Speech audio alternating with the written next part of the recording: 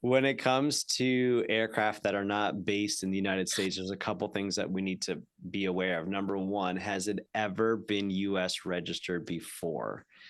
If it has been US registered before, it's considered returning goods, and the reintegration into the United States is not as difficult. If it has never been a US registered aircraft, not the end of the world, just, something that we'll be aware of, and the escrow is going to ask you basically. I think it's just a different form.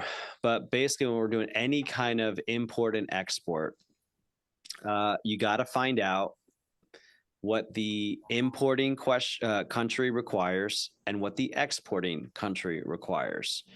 So if it's in Ireland, there's usually a few different entities that want to know about an aircraft leaving the area. Number one, it's the Aviation Authority. They're going to want to know about it. Is that like the other country's FAA equivalent? Correct. Yes. So whatever that is. So in Ireland, I believe you're looking at EASA. Okay. So you got to find out, what does the exporting country's aviation authority expect of you. You also have to figure out, what does the government of that country expect of you. And sometimes it's just as simple as, well, whatever the aviation authority, that's what the government wants. And then thirdly, what does the country's tax entity want from you? What does their IRS want from you? So the country will have an aviation authority. It may have a business authority that has regulations, and it may have a taxing authority that has specific paperwork and things that you need to do. So you figure that out on the export side. You also got to figure it out on the import side. What does that country want?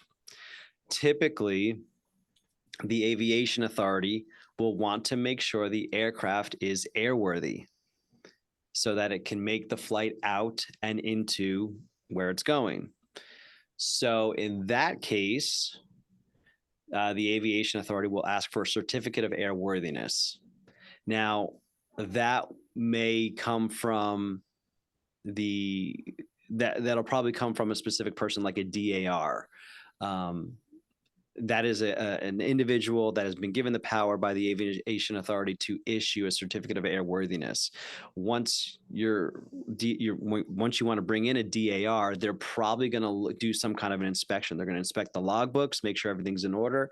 They're also going to ask for an annual type inspection to have been done within a certain time period. Sometimes it's in the last 30 days, sometimes it's in the last 60 days, sometimes in the last 6 months, sometimes it's the last year. It depends on who you're dealing with. But basically, that aviation authority has to verify this thing can fly out of the country and or fly into the country.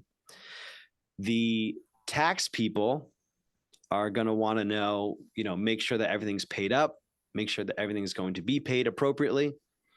So that's what they're looking for. And then the business people, similarly, they're going to want some forms to make sure the business is good.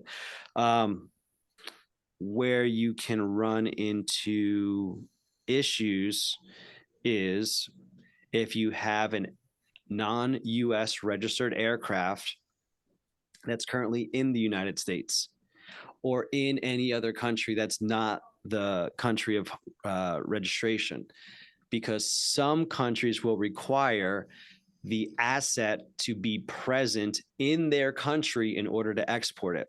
I believe Brazil's like this. I believe Mexico's like this. I know for a fact Venezuela, you can export it while it's on US soil.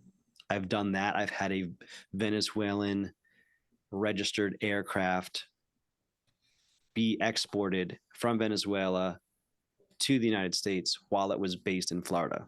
So I know that it's possible to do it remotely. Some countries will require the aircraft to go back to the country of residence in order to export it. So you can run into hiccups just logistically. It's all logistics. In terms of, can you sell the airplane from one country to another? Yeah. It's just a matter of figuring out the logistics to it. So What was a DAR? the DAR is the individual that's given authority by the aviation authority to give it a certificate of issue a certificate of airworthiness. I don't remember off the top of my head exactly what it stands for. That's fine. Yeah, so like in my situation, he has a current C90. It's running into overhauls. It needs to be overhauled, both Mhm. engines soon, and he's just ready to upgrade and get rid of it. He's the owner that I talked to. He was running it by his airplane guy or his whoever gives him his information. So either waiting, I'm probably gonna follow up with him today and see where he's at. But his C90 is registered in the United States, but it's in Ireland. Oh, well, then it's just a US it's just so Yeah. there's no import or export needed at all. It's a a US owned, US registered aircraft that just needs to be relocated. So then there would be really no. That's nothing. That's Yeah. just It just needs to be. logistics. Yeah, that's just getting the logistics of a relocation flight done. Okay. Custom stuff, maybe a ferry flight if it's past, inspections, but doesn't sound like it is. So yeah, no, that's